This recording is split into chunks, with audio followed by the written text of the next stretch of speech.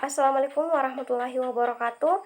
Pertama-tama mari kita panjatkan bersyukur kehadirat Allah Subhanahu wa taala dan salawat serta salam kita kirimkan kepada Nabiullah sallallahu alaihi wasallam.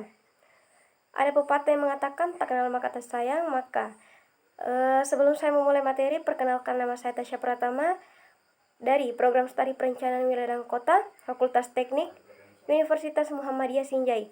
Adapun materi yang akan saya bawakan yang bertema Smart Governance.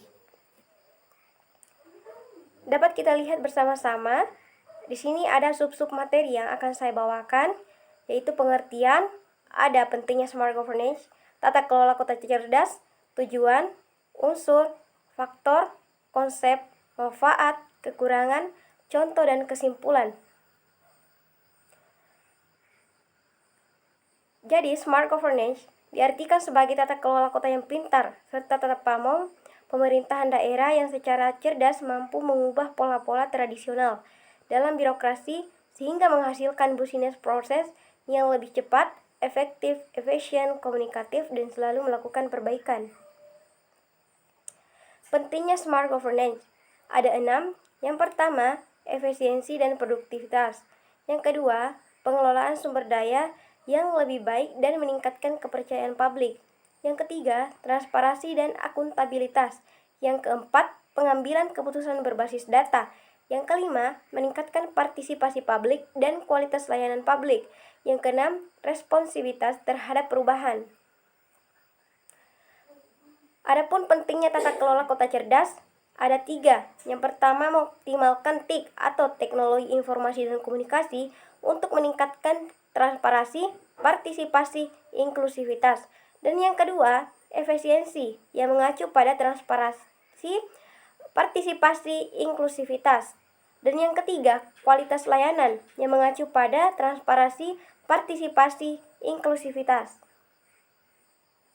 Adapun tujuan dari Smart Governance ada 5. Yang pertama, mampu mengelola dan menyampaikan informasi yang real time kepada masyarakat. Yang kedua, memberikan pelayanan maksimal baik dalam hal transportasi, kesehatan, dan lain-lain.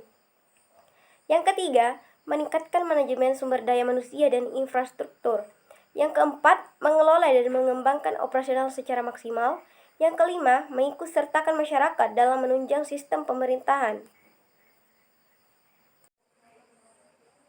Smart Governance harus dapat diimplementasikan ke dalam 3 unsur, yaitu pelayanan atau service, birokrasi atau burokrasi, kebijakan atau policy. Adapun faktor yang mempengaruhi Smart Governance ada 3. Yang pertama, manusia. Yang kedua, teknologi. Yang ketiga, layanan dan infrastruktur. Adapun konsep Smart Governance ada 6. Yang pertama, memberikan jaminan pekerjaan bagi warganya. Yang kedua, penyediaan sistem transportasi yang aman, handal, dan murah. Yang ketiga, sarana penyampaian ide dan gagasan. Yang keempat, memaksimalkan sumber daya. Yang kelima, transportasi kepada masyarakat. Yang keenam, aktivitas dan efisiensi. Nah, adapun manfaat dari Smart Governance ada 5. Yang pertama, efisiensi biaya dan waktu. Yang kedua, transparansi yang nyata. Yang ketiga, keterlibatan masyarakat. Yang keempat, meningkatkan kualitas hidup masyarakat. Yang kelima, meningkatkan aktivitas kebijakan publik. Adapun kekurangan Smart Governance ada 3. Yang pertama, keterbatasan sumber daya manusia. Yang kedua, tantangan keamanan siber. Yang ketiga, ketergantungan pada teknologi. Adapun contoh dari penerapan Smart Governance ada 3. Yaitu yang pertama, e-government. Pemerintah dapat memanfaatkan teknologi informasi dan komunikasi untuk mempercepat dan mempermudah proses administrasi publik seperti pelayanan publik, pengarsipan, dan komunikasi dengan masyarakat. Yang kedua, pengambilan keputusan berbasis data. Pemerintah dapat memanfaatkan data yang terkumpul dari berbagai sumber untuk membuat keputusan yang lebih akurat dan efektif. Hal ini dapat membantu pemerintah dan dalam melakukan perencanaan pembangunan dan pengawasan program pemerintah. Adapun lanjutan dari contoh Smart Governance, yang ketiga, pembangunan Smart City. Konsep Smart Governance dapat diterapkan dalam pembangunan Smart City, di mana teknologi informasi dan komunikasi digunakan untuk meningkatkan kualitas hidup masyarakat dan efisiensi pemerintahan dalam penyelenggaraan layanan publik. Nah, dari materi tadi kita dapat menyimpulkan bahwa dengan kata lain tata pemerintahan atau governance ini lebih menggambarkan pada pola hubungan yang baik antara setiap elemen yang ada seperti pemerintah, swasta, dan masyarakat dalam membangun integrasi. Banyak negara maju dengan smart governance yang baik dan bisa dijadikan contoh untuk menciptakan serta mendukung tercapainya konsep smart city. Kepekaan masyarakat akan teknologi juga sangat penting untuk mendongkrak pertumbuhan pembangunan pelayanan untuk kepentingan bersama menjadi lebih baik. Nah, adapun pertanyaan dari teman-teman, dari saudari Misbahul Jannah bertanya, mengapa layanan dan infrastruktur menjadi salah satu faktor yang mempengaruhi smart governance?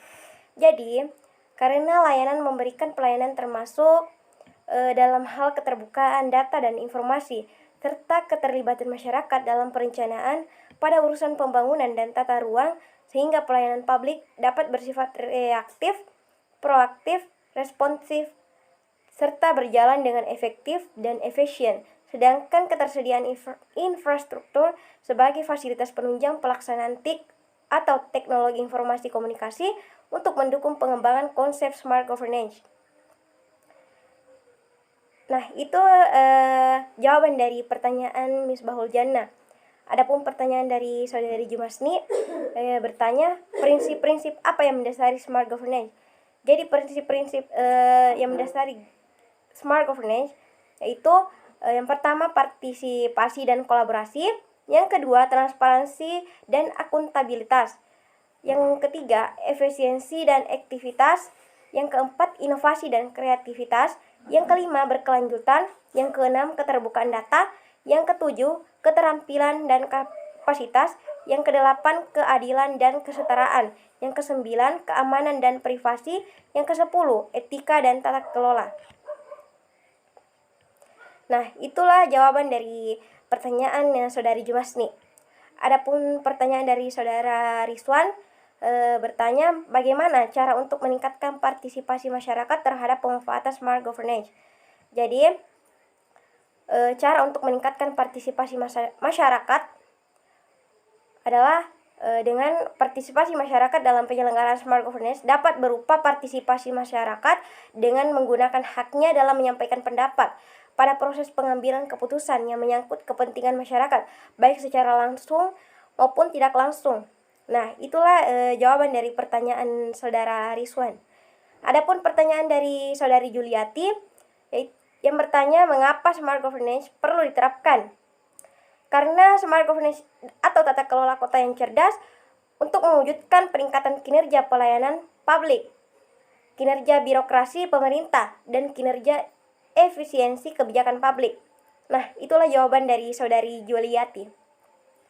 Adapun pertanyaan dari saudara Abdullah, apa yang diinginkan pemerintah dengan menerapkan e-government tersebut? Jadi, yang diinginkan dengan menerapkan e-government, dengan penerapan e-government di Indonesia dilandasi adanya keinginan untuk memberikan kemudahan kepada masyarakat dalam memperoleh informasi sebagai wujud pelayanan terbaik kepada masyarakat. Nah, itulah sedikit materi terkait smart governance. Bila ada salah kata, mohon dimaafkan. Billahi fisabilil haq, wastabiqul khairat. Wassalamualaikum warahmatullahi wabarakatuh.